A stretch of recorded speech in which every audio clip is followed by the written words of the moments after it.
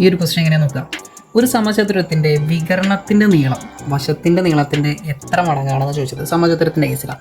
നമുക്കൊരു സമചതുരം കൺസിഡർ ചെയ്യാം. ഇതിൻ്റെ വികരണം, അതായത് ഡയഗണലിൻ്റെ നീളം വശത്തിൻ്റെ നീളത്തിൻ്റെ. നോർമലി നമുക്ക് ഇതിനെ വേണമെങ്കിൽ ഒരു എ എന്ന് വിളിക്കാം അല്ലേ. എ എന്ന് വിളിച്ച് കഴിഞ്ഞ് കഴിഞ്ഞാൽ സമചതുരമാണ്, അപ്പോൾ എല്ലാ സൈഡും എ ആണ്. അപ്പോൾ വികരണം എത്രയാണെന്ന് ചോദിച്ചു കഴിഞ്ഞാൽ ഡയറക്റ്റ് ഇക്വേഷൻ ഉണ്ട്. അതായത് എ ഇൻറ്റു ഇത്രയാണ് വികരണം എന്ന് പറയുന്നത്. ഇനി നമുക്ക് അറിയില്ലെങ്കിൽ നിങ്ങൾക്ക് സിമ്പിളായിട്ടൊരു 1 തുടങ്ങുക. അതായത് ഈ ഒരു സൈഡ് 1 യൂണിറ്റ് ആണ്, ഇവിടെയും 1 യൂണിറ്റ് ആണ്. ഓക്കെ, അപ്പോൾ ഇവിടെയൊക്കെ 1 ആവും അല്ലേ. അങ്ങനെയാണെങ്കിൽ ഇതിൽ നിന്ന് ഇതൊരു റൈറ്റ് ആംഗിൾ ട്രയാംഗിൾ അല്ലേ ഇത്. ഇതിൽ നിന്ന് നമുക്ക് ഈ ഒരു ഡയഗണൽ എങ്ങനെ കണ്ടുപിടിക്കുക? ഈ ഒരു ഡയഗണൽ നമുക്ക് ഈസി ആയിട്ട് കണ്ടെത്തിക്കൂടെ? അതായത് വികരണം ഈസി ആയിട്ട് നമുക്ക് കണ്ടെത്താൻ പറയും. അതായത് എങ്ങനെയാണ്? Root of 1 square plus 1 square. 1 square എന്ന് പറയുന്നത് 1 ആണ്. അപ്പോൾ √2 എന്ന് കിട്ടും. അതായത് ഇതെന്താ? √2 ആണ്. √2 ആണ്.